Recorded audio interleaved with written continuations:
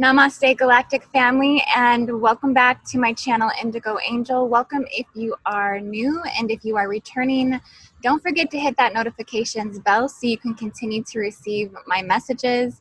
And as always, thank you so much for your continued love and support of my channel.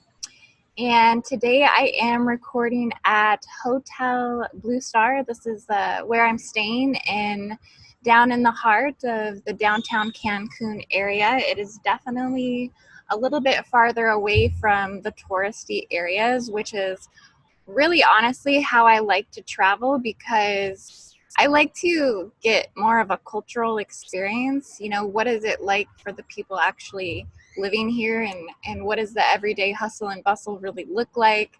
I like to, you know, learn the bus systems and kind of how to travel and get around by foot, and get to check out all of the little smaller mom and pop shops and restaurants and things like that. And surprisingly, the food here is really, really good.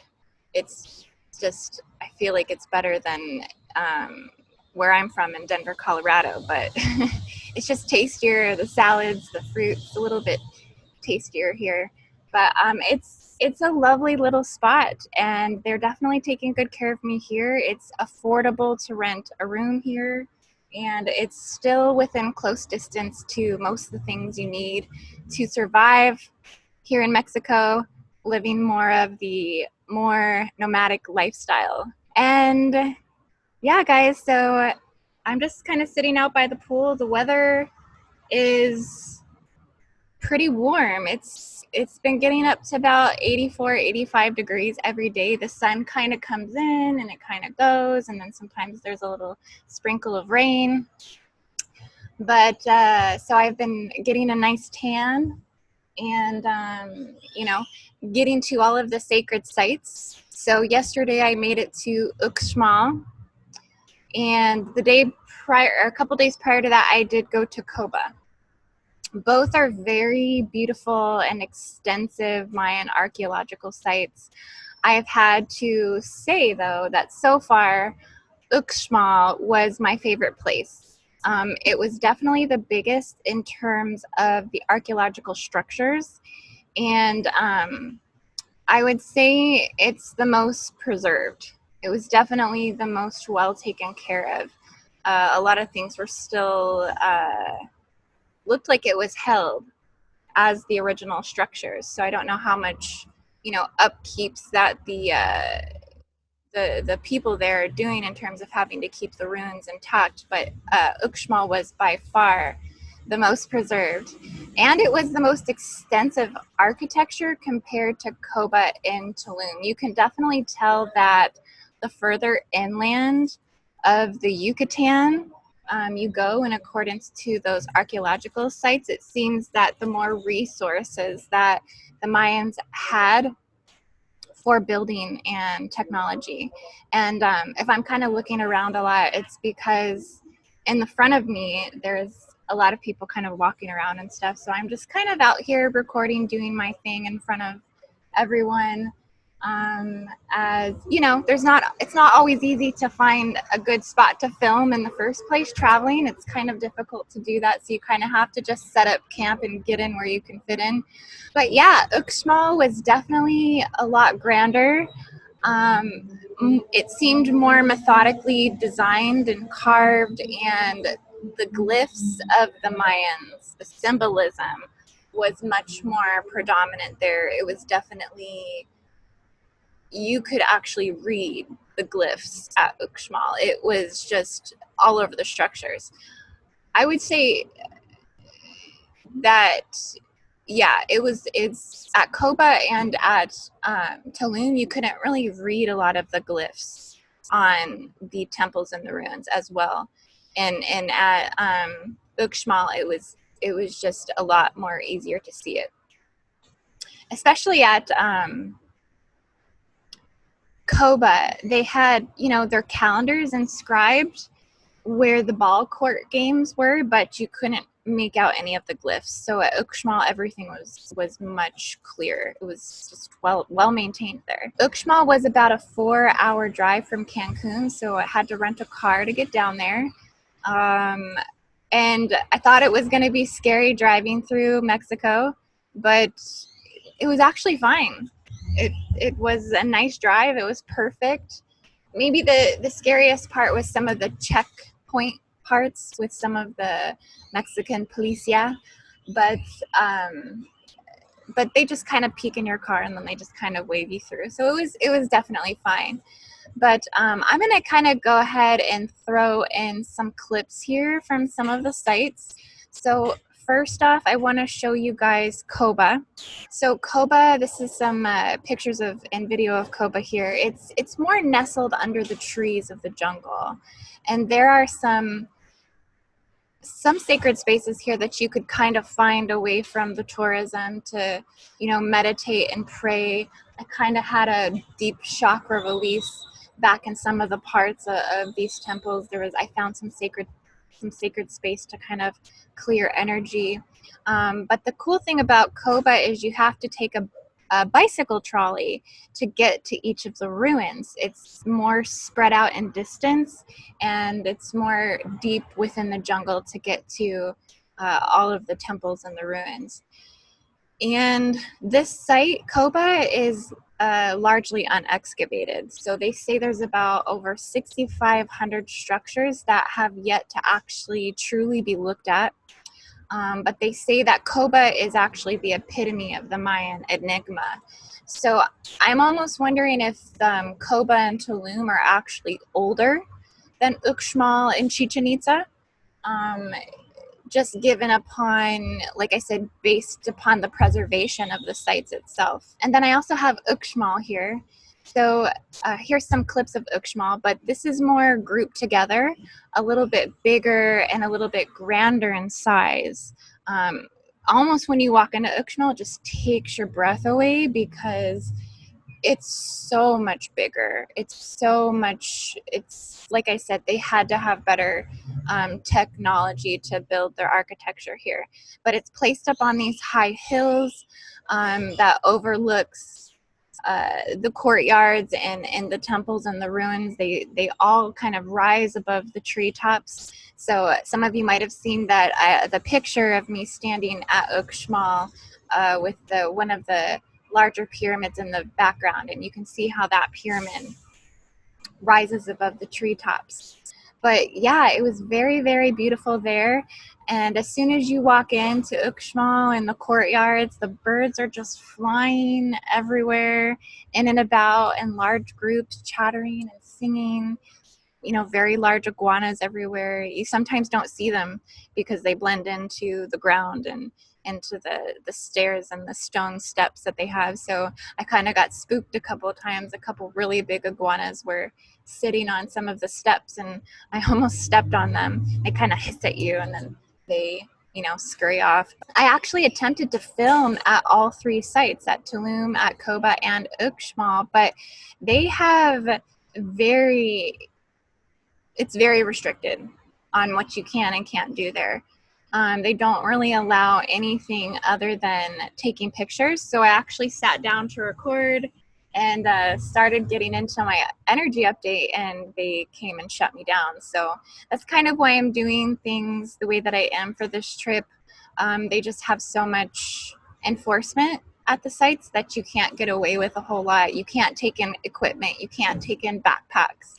So all you can really get in with is your phone. So, and they also are enforcing the masks at all times as well. So it's kind of hard to walk through those sites because it's 84 degrees outside and they're forcing you to wear that mask. So you're kind of sweating in your mask.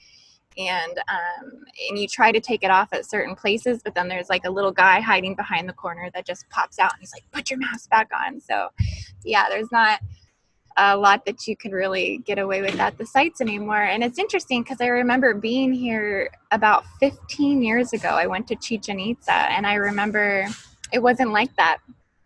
I actually climbed to the top of the temples then, you know, so things have really gotten a lot more restricted. And I don't know if that's just due to the times that we're in, or if that's restrictions that have been in place for a while, but everything's kind of roped off. You can't get too close to the structures. You have to stand back.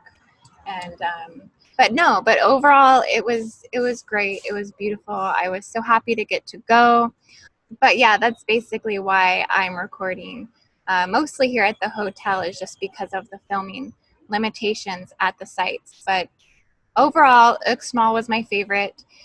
Uxmal actually means that it was built 3 times, and the 3 times represents the past, present, and the future. And here at Uxmal and all the sacred sites, the Mayans essentially constructed their cities aligned to the sun and the moon and to the planets, as they were a very extensive astrological galactic community. So everything had a deeper meaning.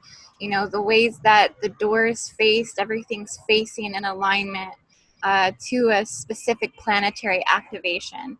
And so it takes a long time to study the archaeological structures as you walk through them to actually get the meaning of why they were built the way that they were. There's a place called the Governor's Palace at Uxmal, and that was constructed perfectly and aligned to Venus. And Venus was very, very important to the Mayans. Out of 4 surviving texts of the Mayan civilization, one of them was completely written and devoted to Venus alone. So, you know, it was a very powerful planet. I believe they had the alignment of Venus down before any other civilization known. That they had the 584-day cycle down before any other civilization, and it's all recorded in text and all of the astrological findings of the Mayans. The evening and morning star phases of Venus also represented the death and the resurrection of Quetzalcoatl. And the plump serpent deity was their Christed figure. So it was kind of interesting to me that Venus was ultimately the representation of their Christed deity, not the solar sun more so, as it is in most current understandings of Christed energy. It's portrayed by the sun. They called Venus the red star, the bright star, or the wasp star. And I find that really interesting because I do feel that the Mayan civilization was a serpent cult. So there's a lot of symbolism to the Hydra constellation, also Hydra activation, celestial within the sacred sites as well. In the Hydra constellation, there's a lot of wasp exoplanets. So the wasp symbolism has always referred to Hydra on a deeper level as well. And so it ties into Venus as well. So there's a lot of connections to Venus, to Hydra, and also to the divine feminine archetypes that are, brought forth by Venus as well. That these goddesses all seem to, come back collectively to Venus. A lot of people, when they think of Venus, they think of love, Aphrodite and these types of things. But essentially, how Venus has that dualistic quality of love and war. And so the Mayans were really tuned into all of the meanings of Venus, particularly war, that a lot of their battles and a lot of the warfare that took place within the Mayan civilization took place under Venus's cyclical alignment. And so it was almost feared or revered in the Mayan culture. And so that's why they really did build their architecture aligned to Venus, at least at Uxmal anyways. Uxmal is known for being primarily under Venus worship. But the Mayans mostly constructed things more to the galactic synchronization of the Hunabku, or what is the galactic core. And they did this construction more so to this than to the electrical field geometry in the landmass, which is really where most civilizations unconsciously have designed their architecture, but with with the Mayans, it was a very conscious thing, that being that they were attuned as a galactic civilization into galactic harmonization with their architecture. That was the priority and the mission as a galactic community. So I'm always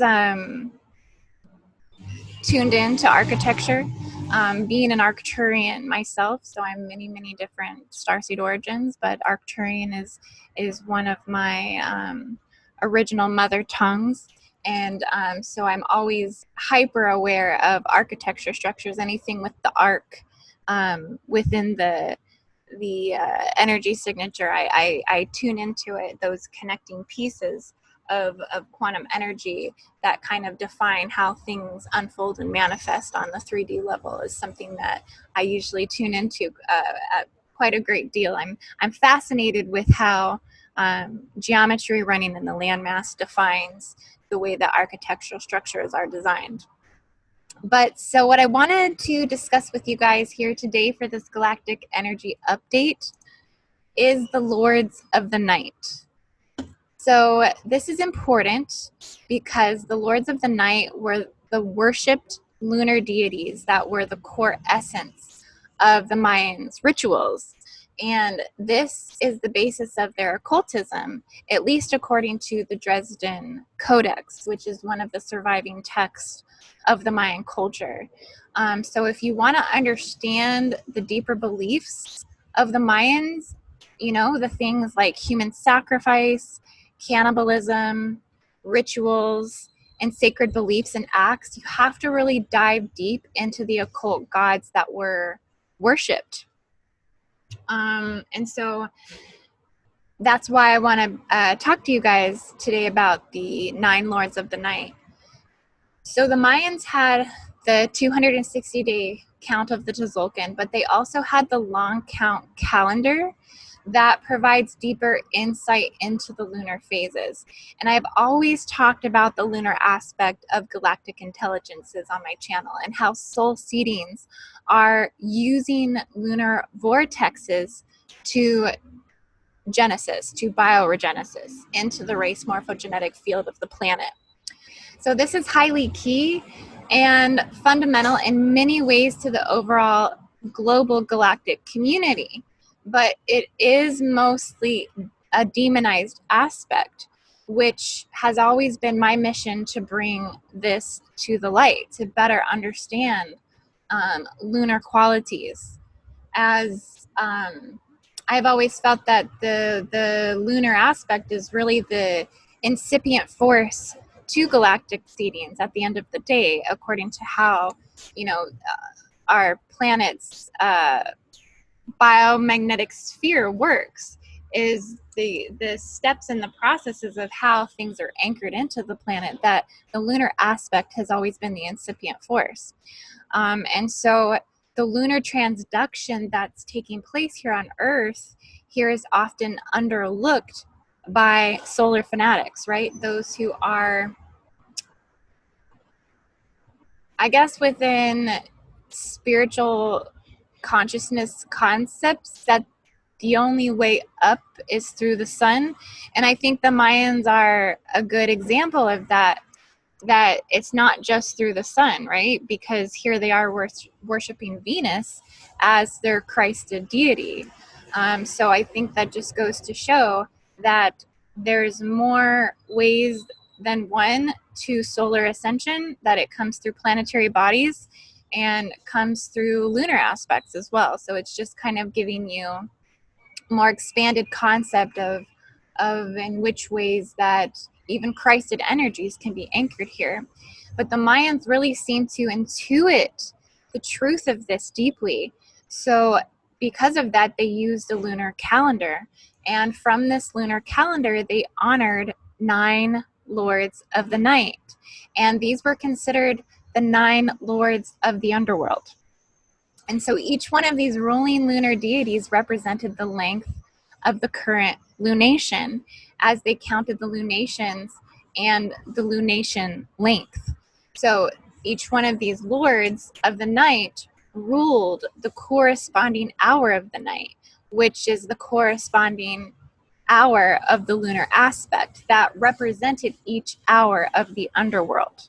Okay, and so basically, I know the word underworld is a no word for some, that it seems scary, or it seems like we're talking about something demonic. But you know, the underworld does represent a third of the creational processes here on Earth. So if you took, you know, all three creational realms, and there's more than three, but we're just breaking it into a third for this explanation. But essentially, it's a simultaneous existing realm to the 3D experience. It's never separated from the living light matter realms. And so the underworld essentially extenuates through the descension cycles, also ascension cycles as well, but it's more seen and more felt through descension cycles. That's how, when we get very close to the Hunav Ku, or the galactic core, during certain astrological alignments, we go through collective underworld experiences. This is how we manifest and live through and experience such things like pandemics and plagues and things like this, right? The underworld is responsible in many unseen ways for the total processes of death and rebirth. There's even specific living life currents that are 100% entangled with an underworld current that brings forth more death on the planet. That's what it's meant to do. That, you know, certain passings happen at certain times, and it's very much tied to the lunar aspect, especially when we have full moons. Full moons are when essentially there's more of a harvest of souls, so to speak. And so this can, you know, seem like this is a part of an entrapment of reincarnation cycles and things of this nature. And I'm not saying that this isn't happening, but it's all a part of the greater picture of the total existence of realms on this earth, essentially.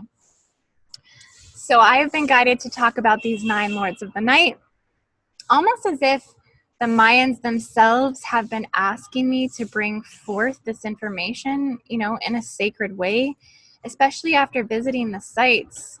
These lords of the night has what has channeled through me the most, because of it being the core essence of their rituals. So the rituals that were done at these sites, this memory is encoded in the landmass. So when you're walking on this soil and you're next to these sacred temples, these entities and these living life forms and these memories are still available to access. So I want to talk about the 9 Lord of the Nights with you guys. So the first Lord of the Night is the Fire Lord. So the reason the Mayans wore so much turquoise was because of this deity. Turquoise to them represented fire. And this deity was considered the alligator god. So he was a fire deity that had aquatic qualities. And most of the ceremonies for this god took place under Pleiades, Hyades, and Aldebaran. And in fact, almost all of the Mayan rituals took place with the focus under Pleiades, Hyades, and Aldebaran. So that's including all of the human sacrifice, even cannibalism. Things like this took place under Pleiades. So when you kind of start to dive into the Mayans factor of Pleiades, what does this mean about the Pleiades star seed nation, about this star seed origin, when these types of acts were primarily done under this nation? So that's something that I'm still diving deeper into my understanding of this. But again, human sacrifice was really popular for the fire god. And I do talk about the deeper understanding of why they did human sacrifice on my last energy update. So if you please see my last energy update, if you please see this video, if you haven't, I kind of go into the depths of why they did human sacrifice. But for the first Lord of the Night, they would essentially tear out the heart of the sacrificial victim, and they would light a flame in their heart. And then they would carry the body of their sacrificial victim on pine sticks, and then they would use it to light the fire at the temples and also in the hearths of their home, where all of the Mayans, would keep a fire burning in the center of their home to honor the first lord of the night. So this was a pretty fundamental god. And this was something that was done at Tulum. This was something that was done at Coba. This is something that was done at Uxmal, is that they would every night have ritual to the first lord of the night. So, fire gods they're beings, they're elemental beings that are consistent in all cultures globally. Just the Mayans did take it to the extreme of human sacrifice when it came to this lord, and so this presence is very felt at the ruins.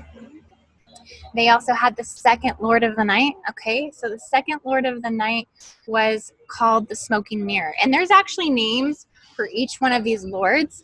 It's just that the Mayan name for them is a little hard for me to pronounce, so I'm just putting them in the terms of the first lord, the second lord, the third lord. But if you were to look these up, on the internet, you would probably need to look by the actual name of the lord. And I don't have the names of those, but I can list those in the description. So because I can't pronounce them very well, and I usually slaughter stuff like that.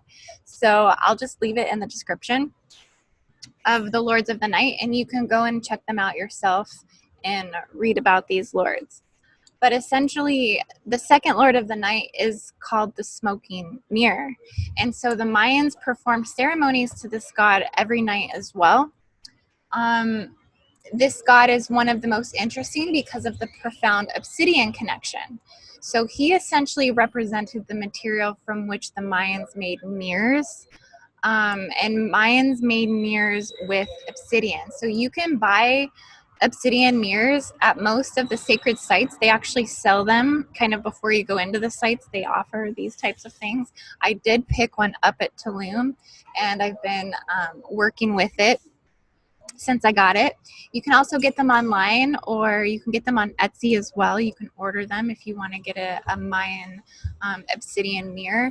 If you seek to work deeper with the prophecy of your own life, that's what the mirrors are used for.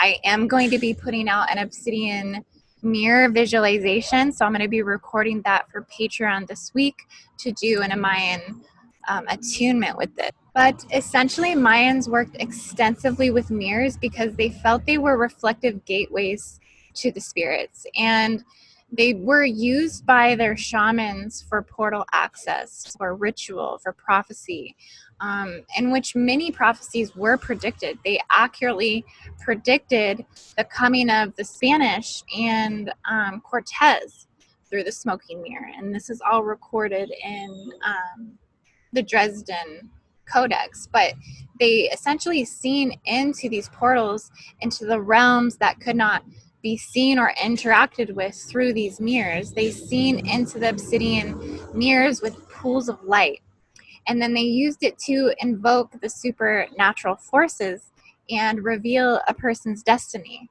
And they did a lot of things with obsidian. The Yucatan is the obsidian capital of the world for obsidian export. So, I mean, if you have an obsidian, you probably got that obsidian. It probably came from the Yucatan. This is kind of where this crystal comes from. But they would, they would make talismans that they would hang on their neck for this god, similarly to how we all have our, things that we have, representing what we're invoking or the energy that we're working with. And so they would make, talismans with obsidian mirrors, and also with abalene shells. So I also have an abalene shell that I got here that has the spiral of life on it. And the spiral of life is basically on every single glyph at the temples and ruins. It really does mean and coincide to the meaning of their galactic synchronization, which was the primary focus of the Mayan culture. So they would, use that symbol, and then they would work with the abalene shell, which is what's on my necklace here. You can see here, the abalene it represents the deep ocean mother, and it tunes into the galactic synchronization and also into Sirius. Abilene Shell has been known to be most activated by the Sirian star system, and then also the Hunab Ku. But the Mayans believed ultimately that all star systems are coordinated by the galactic core. So it's like it represents the harmonic resonance of the true life force of galactic synchronization. That it's a giant connected system, that all star systems are ultimately coordinating with the galactic core. That the galactic core is like it's the main intelligence to the star system's identity, almost as if every star system is just a piece of the greater identity of the galactic core. That's why if you're a galactic core starseed, your personality or your mission is every mission. And it is that anyways, because we're never really separated from the galactic core. We are all an identity of the galactic core. It's an expression of the universal source, right? So the third lord of the night, guys, was the protector of children. So they honored this god that protected children, but they also sacrificed their children during times of crisis to some of the same specific gods. So it's kind of a part of the polarity of the Mayans, which I haven't really been able to determine whether this is something that was conscious or not to the Mayans, or how they interpreted that, right? Because, like I said, they abandoned their cities, and a lot of these things are left unknown on some level as to how they actually seen the worship of a god as a protector of children and then turn around and sacrifice children, to the same god. So that's kind of some of the things that the Mayans did that may not make sense to current times, or at least our current civilization being more of we'd like to think we're more of a conscious civilization in terms of child justices, but maybe not, because we have a lot of things going on that are just not talked about, that are in accordance to child injustices in current civilization as well. So you know how that goes. But basically, this god is also specific to the Black Sun, the Black Sun Lord, the third Lord of the Night. Okay, which the Black Sun is supposedly most seen and most spotted here over the Yucatan. I think over the last month, there is a woman who goes by the name of Gina Maria Colvin. She's on YouTube, and she also puts stuff out on Facebook. Sorry, guys, I'm kind of itchy if I'm scratching my face. It's because I'm really hot, and I'm starting to kind of sweat a little bit. So, yeah, I start kind of scratching myself when I start sweating. But essentially, she's been talking about the Black Sun, whether it's something that's artificial, or whether it's something that she's visibly seen on the things that she's been citing. I personally feel that the Black Sun is a helium spectrum, and that it's truly an aspect of the sun, and that the sun actually goes through multiple phases of this helium spectrum, going from the Black Sun all the way to a diamond or a platinum, or even a iridescent sun, into many, many different helium phases, all within a 24-hour cycle. And so I do feel that it's deeply a part of the solar consciousness, that the Black Sun is an active part of solar consciousness. It essentially, it appears in the sun as a black core, and you can see the Black Sun actually by holding up your obsidian mirror into the sun over Mexico. You can see through the obsidian mirror, you can see through it, and you can see into the core of the sun. So you can work with the Black Sun extensively by using your obsidian mirror and utilize the Black Sun internally to clear deeper parts of yourself, deeper parts of the unconsciousness and the unhappiness within, because this is what the black sun represents, the unconscious solar aspects, which is typically the darker aspects of self that do pertain to the underworld on some level. These levels of consciousnesses are all intertwined, but this is how the Mayans would essentially clear the souls of newly born babies. They would use the black sun to clear the unhappiness within the child.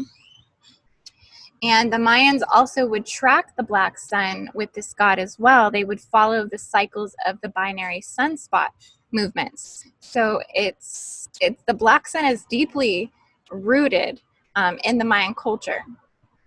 And that's kind of a topic all in itself to really dive into that, honestly. There's a lot of mystery around it. There's a lot of unknown. What it represents, the black sun, in terms of a lot of the Christian aspects of it, they attribute the black sun to the negative alien agendas. I do feel like it's just a source of consciousness, the same as every star system or galaxy system or galactic core system, that they are formations and alchemical shifts of certain aspects of consciousness within a living deity or a living being or a living planetary body, and that it just represents a different aspect of you when you utilize it to look deeper within. And I don't think that these things are things that should be feared. But then we also have fourth lord of the night was considered the son of the goddess of the earth. He was also represented by Mercury, and this was mostly associated with Pleiades again, and the Maya star in Pleiades. And so this god was worshipped mostly in the month of February. And it's interesting that I'm here during February, because all of these lords of the night were attributed to February. This was where most of the ritualistic worship took place. Some of them was done every night, but then other like the first lord and the second lord, but some of these lords, it was done during specific times of the year, and in the month of the year that it was, all of them were mostly worshipped was during February, because February was also when they would plant maize, which is corn, and the Mayans actually believe themselves to be the children of the corn. So this fourth lord of the night could be considered also the lord of corn. The Mayan women would actually dance naked in the maize fields to honor this god. So, which sounds pretty good to me. I don't know. I would dance naked in a cornfield. It's just something that they did to honor this god. And this god was also associated with a 7 serpent goddess. So again, Hydra's influence comes in, influencing this aspect of this lunar deity as well. We also have the 5th lord of the night. The 5th hour of the night was to the underworld lord, and this was considered the king of the dead. And this lord ruled the lowest and the most farthest level of the underworld. And they say that the ritual cannibalism came from this god. Okay, so this is why understanding these lords of the night is so important. This is the core essence of the really occult things that the Mayans did. They essentially would consume human flesh in and around the temples at these archaeological sites at this 5th hour. And I need deeper insight into as to why they took upon cannibalism and why they would do it at the 5th hour. You know, there's more to this, and I'm sure some of this is in the Dresden codex, but they would essentially carry around a blood-spattered skeletons on sticks, and they would dress it in feathers and in skulls. And they said that this god was seen as aggressive, like he was waiting to tear apart the dead as soon as they entered his presence, that he was kind of a scary lord. Here with this god, they would essentially classify deaths. So they had normal deaths that were considered from old age and from disease, but then they would also classify heroic deaths that were from battle, from human sacrifice, and from childbirth. And then they had non-heroic deaths that were accidental or unknown. And so, you know, if you died from human sacrifice or childbirth, not sure if you died from cannibalism, if that was considered a heroic death, but definitely human sacrifice and childbirth was considered heroic deaths. And also the fifth lord of the night, they did interpret this deity the same or similar to as Lucifer as well. So he was like their dark lord. He was the demonic lord. But how or why, I would say out of all of the lords, he was definitely the darkest out of all of the ritualistic worship that they did for this god. So I don't know if this was like a deep occultism, more of like a secret societal worship to this lord, or if this was something that was more open. It seems that maybe there were small groups of them that were doing these ritualistic worships to this lord at the 5th hour specifically, or why this was done. Would be really interesting. If you know any of this, drop it down in the comments because I'm still kind of diving in. But essentially, they had the 6th lord of the night, and this is the deity of water, rivers, lakes, storms, and baptism. And many of the rituals dedicated to this god, some of them is the priests would dive into the lakes and they would imitate the sounds of the croaking frogs, hoping to bring forth the rain. This god is represented by 5 serpents here again. So again, Hydra's influence as well comes through. So, you know, again, heavy serpent cult worship. I do believe, like I said, that's activated by Hydra and also by Venus. Ceremonies for this god lasted the entire month of February. Highly activated February activation. And here we are in February talking about the 9 lords of the night, that, you know, all of this worship was done during this time. I find it interesting too that I was brought here during February to get to experience this as well. This god protected children. So they had a couple gods for protecting children. And with this god, after a child was born, they basically cut the umbilical cord, and then the healers would call on this goddess, and then they wouldn't name the baby until 4 days after this goddess was invoked. And they believed without this god's assistance that no mortal or no being could survive. They believed it was celestial water that washed away all the impurities from their heart and past lives, and they would ask this goddess to oppose the misfortune in the child and to clean the parts of the soul that held hidden unhappiness. And then we have the 7th lord of the night. This represents lust and filth, and this lord was considered the patrons of the adulterers.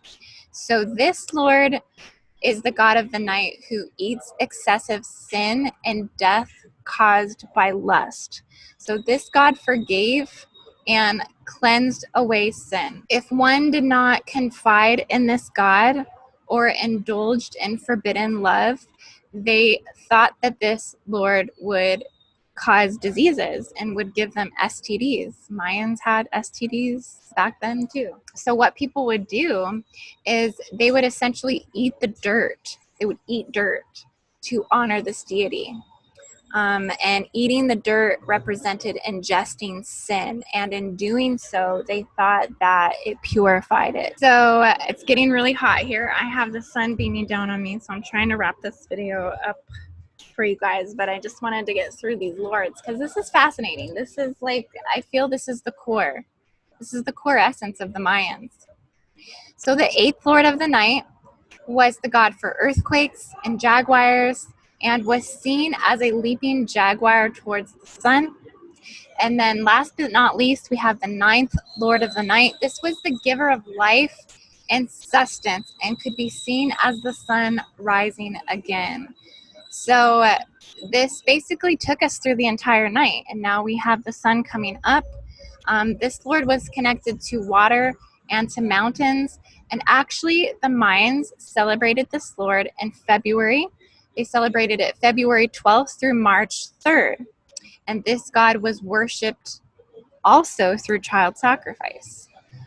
So that's interesting, right?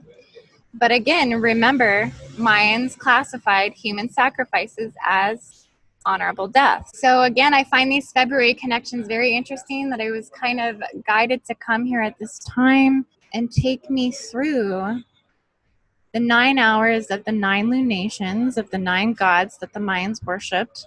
A lot of this information really came through for me walking through the sacred archaeological sites. I tune into the ritualistic acts and to the memories of the Mayans, and so it comes up for me. It comes up to be expressed, and it takes me through the journey of what the underworld was seen as. Ritualistic acts for the Mayans essentially reside.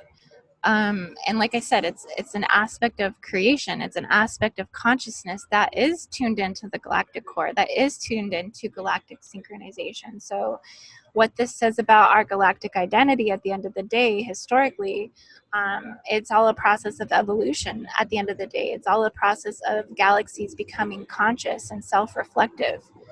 And so maybe the Mayans came to wake up the galactic core through ritual, through human sacrifices, through cannibalism. Maybe this was the process of awakening our galactic core identity. But yeah, guys, that's just some of my hypothesis on all of this and what I do intuitively feel to be true. That's why I'm saying it.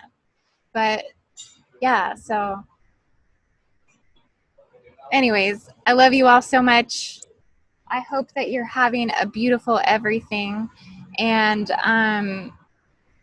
I've been a little frazzled in my videos lately. I have to say that just getting out of my comfort zone and being able to film in different locations and on the spot, and kind of getting a little disappointed at some of the sacred sites, just not having the ability to flow with my ideas and my expectations of things. It's thrown my vibration off just a tiny bit, but it's all a part of the process. It's revealing more things to me, and seeing, challenging me to grow in a lot of ways. So I'm always appreciative for that growth. And yeah, guys, but I love you all so much. I'm still doing sessions here. I'm going to be here until Monday. And I have created a Black Obsidian Mayan attunement that I will be recording, if not today, probably tomorrow, and getting that up onto Patreon for you guys using the Black Obsidian mirror. So we'll require that you have a Black Obsidian mirror. You can do it using Black Obsidian, but you can't see the black sun with just a regular piece of Black Obsidian. It has to be a mirror. So it just requires getting that to be able to do this attunement fully and efficiently. So just a heads up to my patrons, if you're going to work through this attunement with me, that you'll need to get a Black Obsidian mirror for this one. But it's definitely worth it to tune into the Mayan energy. It's a part of our galactic history. It's a part of the great Mayan cycle, which was the Great Awakening of 2012, which is the wisdom that brought this forth. So, I mean, tuning into this civilization, into the worship and the things that the shamans did to predict their soul purpose and their prophecy, it's definitely worth it. But I love you all so much. You can find my services at indigoangel222.com. And I hope everyone is having a beautiful everything. And namaste, and take care, guys.